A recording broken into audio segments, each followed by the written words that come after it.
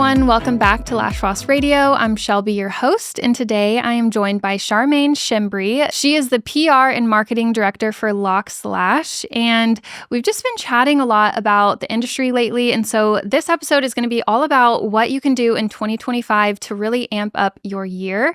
Charmaine can be found on Instagram at hey.charmaine, and I'll link that in the show notes below. But for now, welcome to the show, Charmaine. Shelby, it's so nice to be here. I'm so excited to have you on. I think you have so many great points that we've just kind of previously talked about just through DMs. And just to start off the listeners, just a little bit about you. Could we hear kind of your timeline in the lash industry so far? Yeah, it's literally almost been 3 years now. To be honest, it's actually not an industry I ever thought I would end up in. I came from a fitness industry background, fitness industry marketing, and then I was kind of approached for a role at Locks Lash. And yeah, it kind of all happened there. But away from the lash industry, I've been in marketing for about 20 years now. So yeah, it's been an interesting one to apply it. And over that period of time, I've just developed this love for helping salon owners and women in business really nail it. Yeah. So you mentor lash artists and other beauty professionals. Yeah. So I've started this year mentoring salon owners, salon managers, and also just service-based industries, because obviously there's like a lot of clinics. There's, even if it's just the coffee shop down the road, like everyone's drawing in customers or clients. But mainly, yeah, my focus is on salon owners. How has it been working for Locks Lash? I know that there was just a change in ownership too recently. Working with Locks Lash is actually incredible. Like I said, I've been there 3 years. And when you're a creative, that's quite a long time to be in a role. Like the lifespan for a creative is like 1.5 years before they move on to another role. Anyway, that's the apparent stats. But they're just genuinely good humans. And when you're spending so much time around people, you want to make sure that they're good humans. You're literally spending your life there, right? So sometimes your home life, you spend less people with them than you do in your job. So yeah, they're amazing to work with. They're all just beautiful. They just make life easy. And you know what? It reflects in the work they do because they have a give a shit factor. Mm-hmm. Well, Derek was actually a speaker at this past year's summit, and Locks Lash had a booth at Summit as well. So I kind of got to talk to Derek a little bit, and I thought his presentation was incredible. So many people loved his presentation. But then I heard that there's now new owners. So can you talk a little bit about that and what that transition has been like? Yeah. So Jess and Derek had Locks Lash since 2012. And Jess did such an incredible job in Australia. She basically pioneered the lash industry in Australia. Before her, not many people really knew what lash extensions were. And she had been on a trip to Korea and, she did the whole PBT lash tour and went and saw suppliers and she bought all of that here. And she started doing little classes. And then Locks Lash literally evolved. It grew so quickly, rapidly. Actually, it was before the classes. What she did was she started selling lash trays, but she was going by what people really wanted. And one day she was on the phone to Derek and she was like, you need to leave your job and come and work with me. It's getting that busy. And then, yeah, before you know it, they've become Australia's longest standing and leading lash and brow educator, which is really exciting. So Jess had been there for 12 years. What's that? I think around that. And she'd really, like I said, she'd just done such an incredible job with the industry here, trained so many students. And obviously with Derek, as you know, he's quite amazing and his knowledge is just second to none. Mm-hmm. He's literally, we called him Dr. Derek in terms of we had to change it to the lash nerd because literally people thought he was a lash doctor. Oh my God. But we had to change it to lash nerd. His understanding and knowledge of just retention and breaking down glues and, really trying to nail how to get great retention, he's kind of mastered it. So that's what he spoke about at Lash Boss Summit. Mm-hmm. And people literally, as you see, people are so engaged with him. They ask questions, they're putting their hands up. What's meant to be a half an hour talk ends up being an hour. So we have to really pull him back because people are asking so many amazing things. But yeah, anyway, to go back to the new ownership, Jess decided it was time for her to do what she wanted to do, and she wanted to follow her passion. She loves humanitarian work, and we had Alyssa and Adrian recently take over. I think that was about in July now. And again, two incredible humans. Alyssa and Adrian are actually engaged. Jess and Derek were obviously a couple. So it's like just gone to another new generation, and they're young, they're motivated, they're energetic, and they just bring such a different dynamic to Locks Lash, and they're just really eager. And they really, like everybody in this industry that's so passionate about it, they really want to make this industry better by working with everybody within the industry as a community. I think it's so cool. Our industry is starting to get to that age where we are.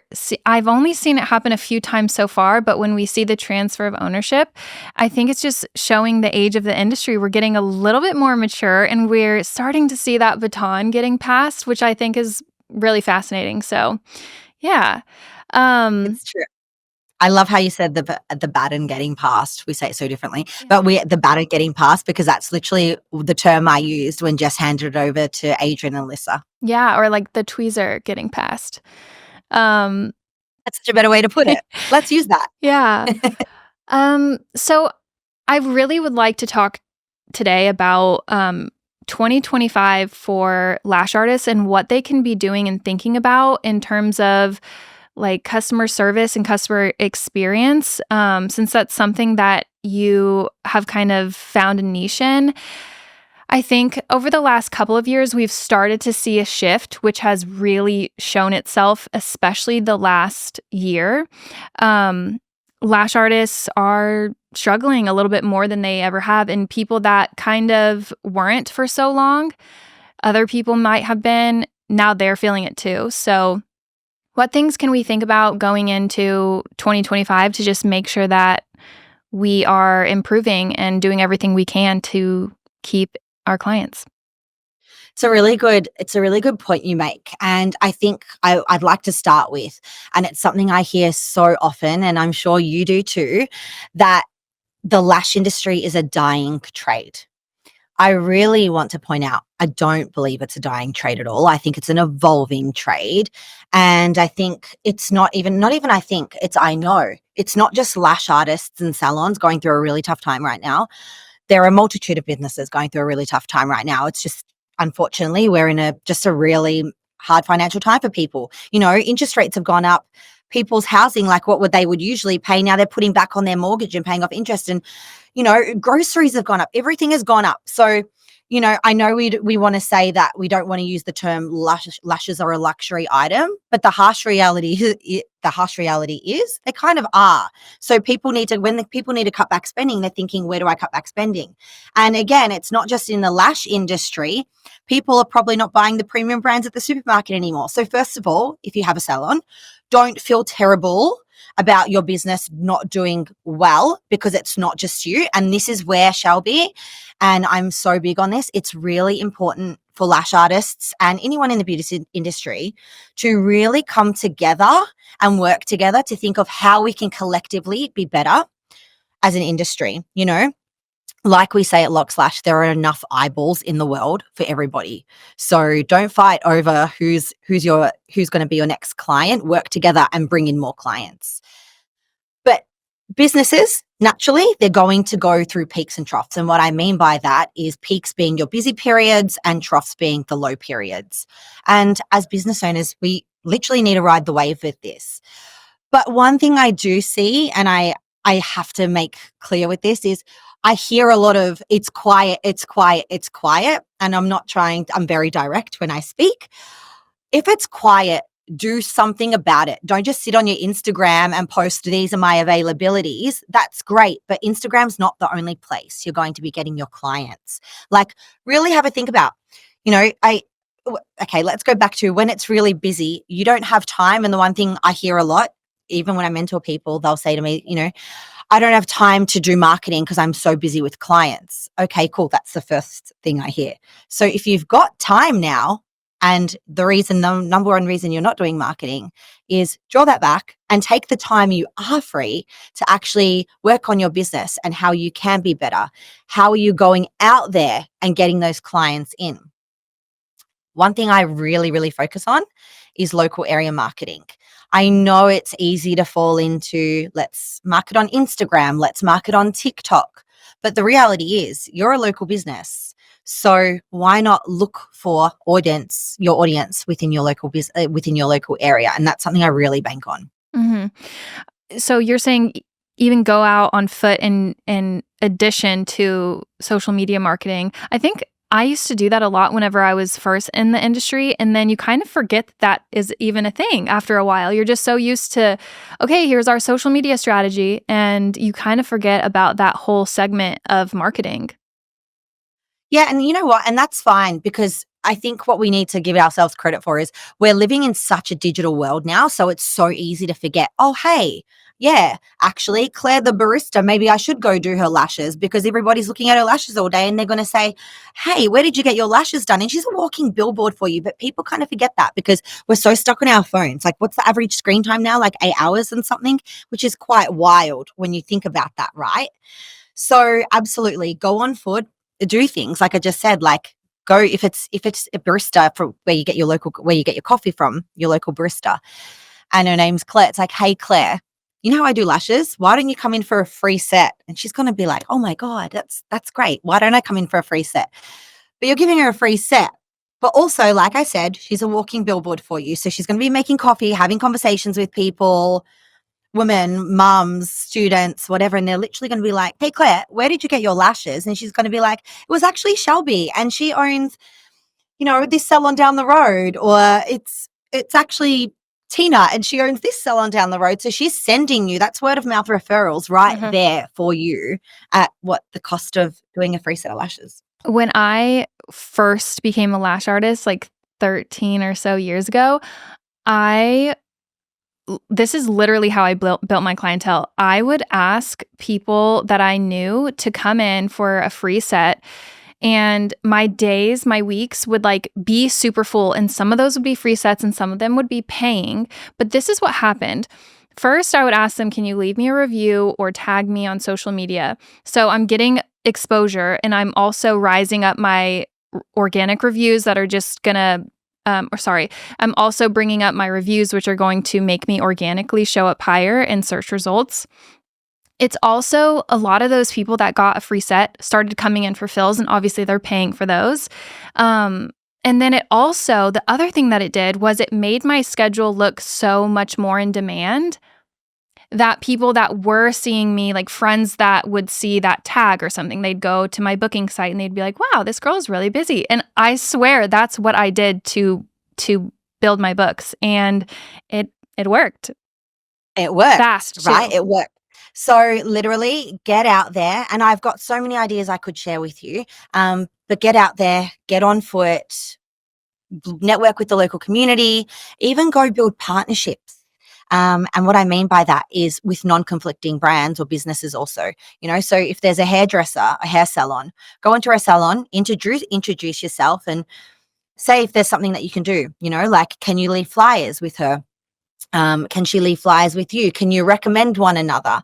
Because it's likely if someone's getting their hair done, they're probably wanting to get their lashes done too. So collaborate with business, like how I said, partner with businesses in the industry, really empower one another, work together, make each other better. But there's other little things as well. This is a one I work with my clients with as well. And even at Locks Lash, when girls come and say, hey, can we speak to Charmaine? We just need a couple of little ideas for our business. I give them this piece of homework.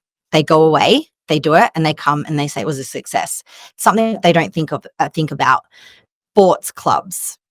Sporting clubs, go and sponsor a sporting club. Mums go there, they're taking their kids to the sporting club, they're picking their kids up from the sporting club. And whether it's like, around the field, I know in Australia we have field opportunities where you can have like a banner stuck to the football, right? So literally mums are looking at that stuff, whether it's getting in their newsletter or offering mums an offer in the newsletter, something like that. But literally mums live there. Go pick up your kids in your top. You might have your branding on it with a QR code. Just all these little things. They're, I guess, such little ideas that have big impact. I think too, it's important to remember, like, there's always a way. Like, when we get defeated and start feeling like this is just our fate and we've got to just accept it, like don't give up right now just because things are changing. There's a way to go after it. We just have to think about it for a second and just, I really do think like going after filling your empty spots with models and getting content, and we all could get more content, most of us struggle with that. And yeah, so I don't think it's necessarily a bad thing to have more space. And I do think a lot of these clients are going to eventually come back. Absolutely. And how you said have more space, use space as an opportunity. Yeah. And I go back to don't just sit there and say it's quiet. Literally use that space as an opportunity to build your business. And I actually see that as a blessing, because when I do talks, like the number one, actually the other thing that's prominent that I hear is, like I said, the number one thing is I just don't have time. But now you've got the time. So really bank on that time and do something. When people come to me and they say, I need to put together a marketing plan, a lot of these girls don't really know what they're doing with their business either. They don't really have a business plan.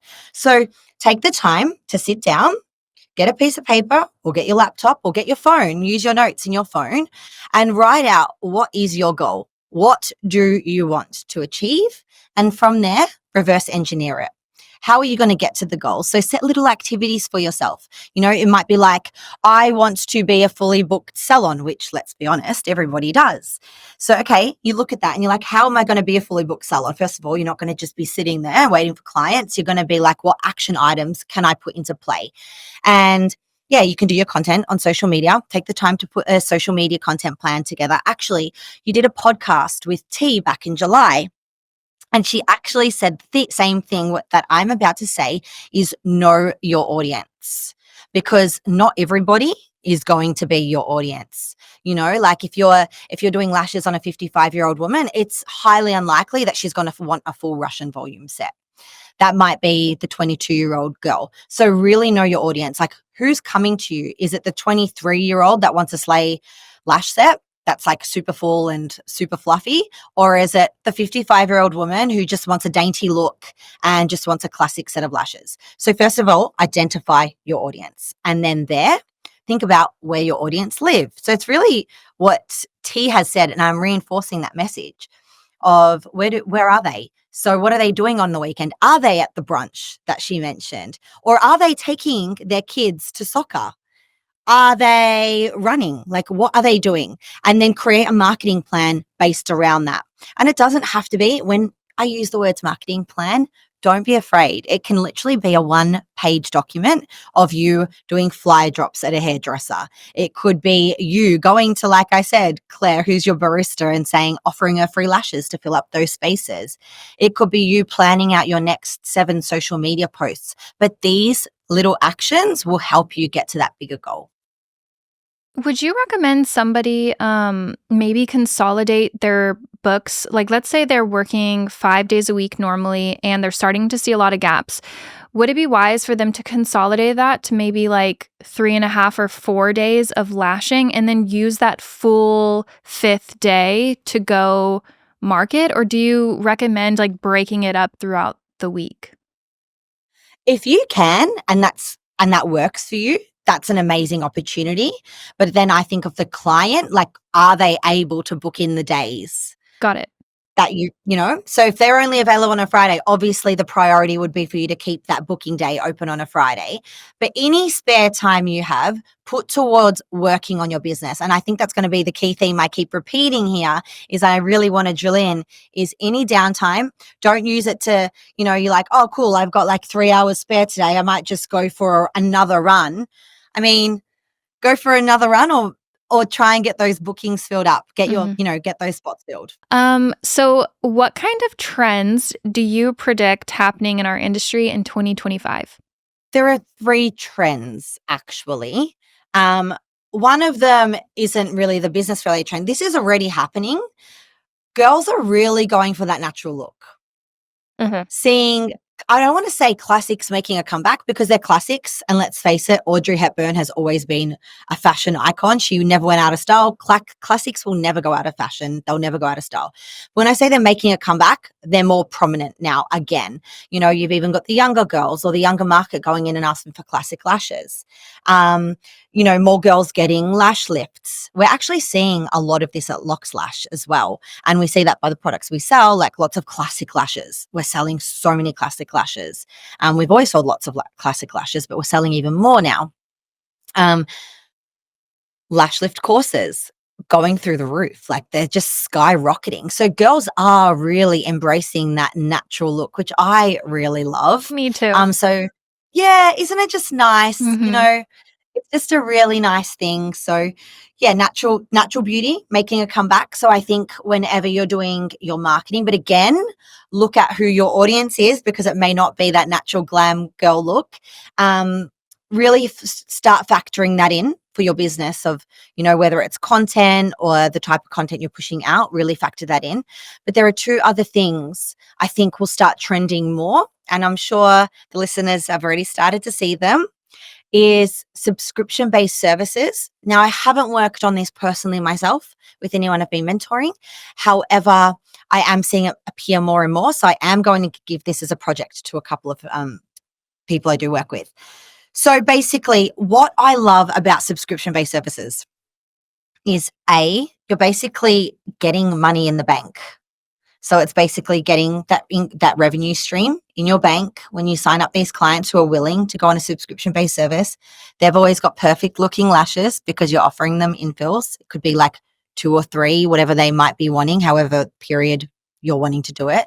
But you're also adding that level of service. Now, I'm not saying you shouldn't be giving great customer service.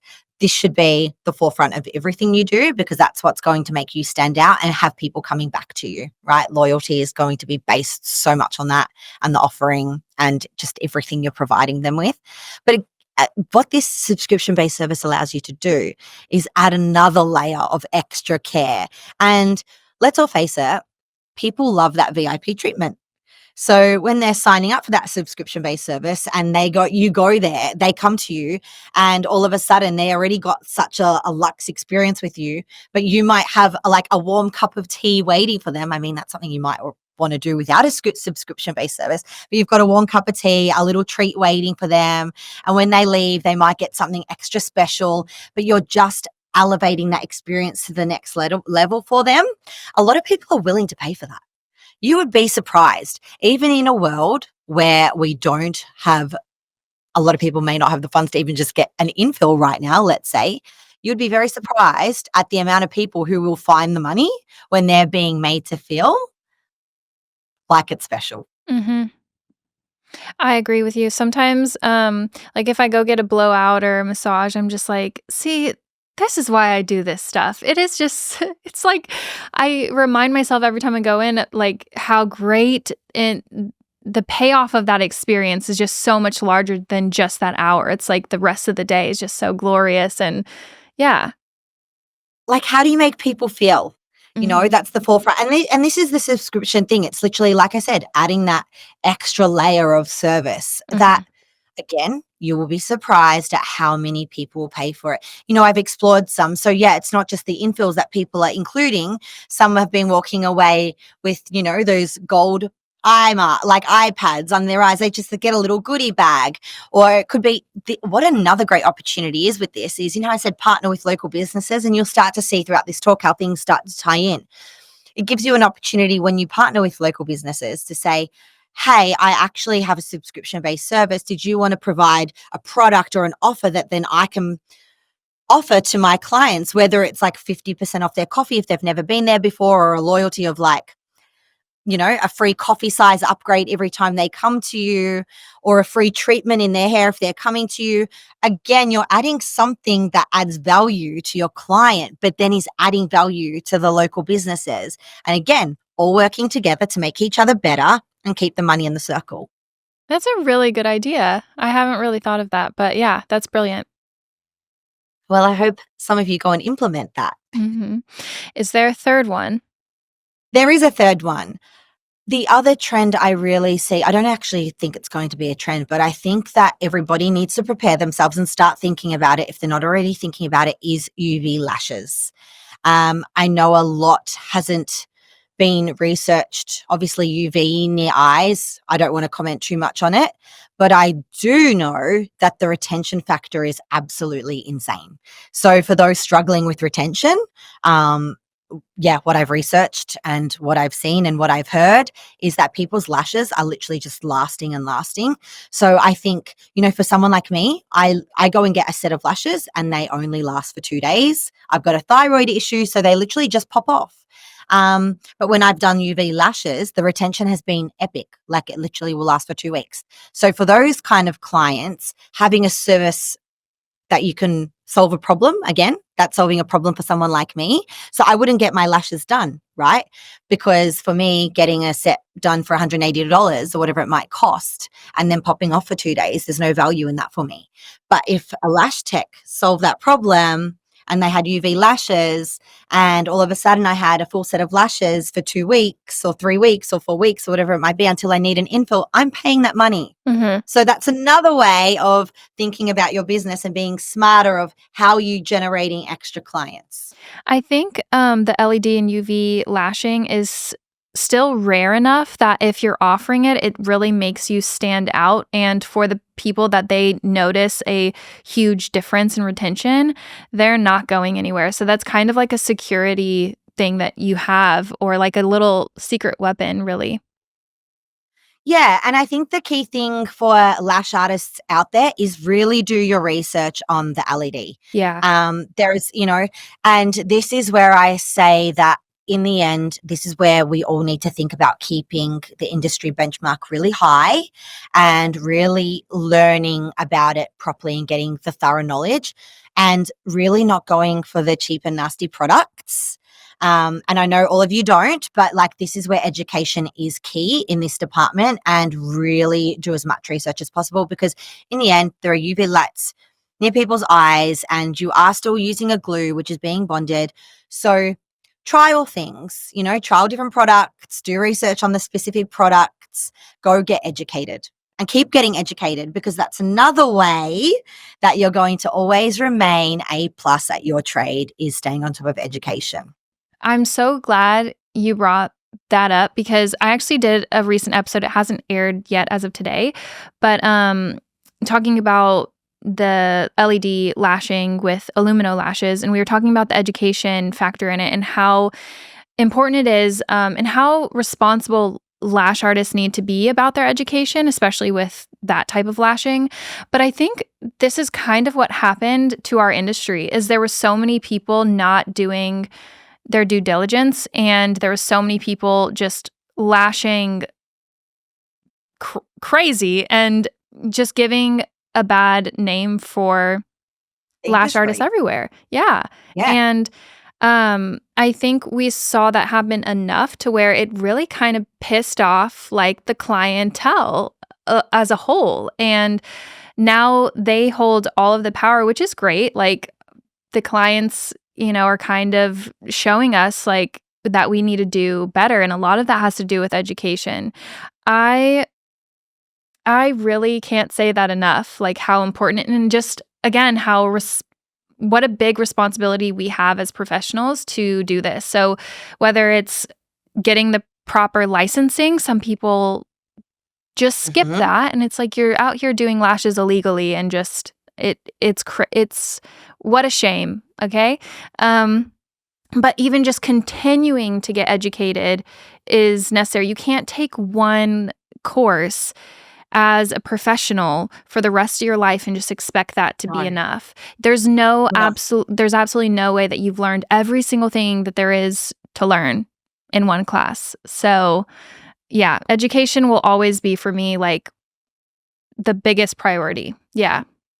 Yeah, I agree. And obviously, coming from Locks Lash, it's an education business, like we sell lash and brow education. And I'm proud being there, because I can actually confidently say that the courses offered at Locks Lash, they are they have so much detail inside. I mean, you've met Derek, you haven't met Jess, but you've met Derek and you've seen his level of knowledge firsthand. So think of 45 minutes with Derek. That was just 45 minutes. Like the courses, they are so in detail. And the reason is because of the benchmarks we want to set for the industry. You know, we want to make sure that we're creating amazing lash artists. We don't want somebody to go out there with pretty shitty knowledge, let's be honest, because again, it's a health and safety thing. You're near people's eyes, you know, you're near a sensitive area. So you want to make sure that the glue is being applied correctly. Glue is a chemical. Like you want to make sure it's being applied correctly. You want to make sure they know about humidity and the environment they're working in and making sure it cures and all those different types of things. You got sharp tweezers near the eyes.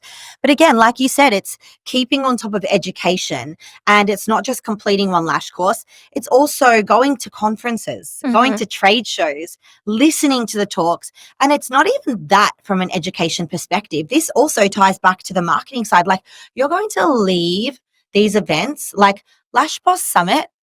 Every single one of those women who come to Lash Boss Summit, they're walking in probably feeling a little bit slumped because they're working every day and whatever it might be. And I can guarantee you, and you know it, Shelby, they're walking away from your event feeling so inspired, ready to take on the world. And you know what? It comes back to what I said at the very beginning. It's not a dying trade. It's evolving. And at these events, you get to learn it's evolving, how it's evolving, where it's evolving, what you can take and apply to your business for it to continue to evolve. And you're so inspired and educated. And then do it again the next year. Go to different events, take an online webinar, take an online advanced lash course. Yep. Go to your local lash artist and form a relationship with her and shadow each other for the day. What is she doing that you're not? And what are you doing that she's not? What can you learn from each other? And this again is how we're going to be better always. The reason I love conferences so much is because it's a really easy and efficient way to get the most knowledge all at once. And you're putting yourself in a room where the best of the industry is there. Everyone is really trying to better themselves. And I think on a subconscious level, like you're getting raised too as you're just in that room with those type of people. But then it's like you are the first to hear about like new stuff going on in the industry. There's almost always a new launch or some type of new something that gets announced at one of the conferences every year. And yeah, it's just like you're brushing up on so many different topics with so many different brands and speakers that it's like there's so much value there. I love conferences so much. I can't. Not just because I host one. I really I used to go to them. Like before I ever had Lash Boss Summit, every single year I went to as many as I could. But you loved it so much that you created something because that was a passion. So that's amazing because you're so passionate about it. And you bring the best of the best. Like the content at your events is incredible. Thanks. So the girls that are going, you're welcome. The girls that are going there, they're literally getting that over a weekend. Like how incredible. And I also know that, it's an expense. But this is where we need to break that mentality, girls, of, attending these conferences are expense. Like you might be like, oh shit, like I can't afford that. Well, you can probably afford to go to dinner and have 6 cocktails with your girlfriends. So how about invest that money back in your business? And instead of being able to buy 4 cocktails this weekend, invest that money back in your business and you'll be able to buy 8 cocktails the following weekend. Yeah. So really invest back in your business. So, if you've had a really great week, don't go and spend it all. Have an allocation of how much am I going to put towards making my business better. Obviously, I understand everybody needs to live. So they're going to, need to pay the bills. If you've got staff, you need to pay you do have staff, you need to pay your staff. You need to pay water, electricity. If you've got a salon, you need to pay the rent. I get all of that, but try and find that space to put, what am I going to spend this money on next year? And it's which event or which conference, and pop it towards that, because you will thank yourself so much later. Totally agree. So before we go, do you have any parting thoughts just as we're heading into the new year? Just anything else that we should be thinking about?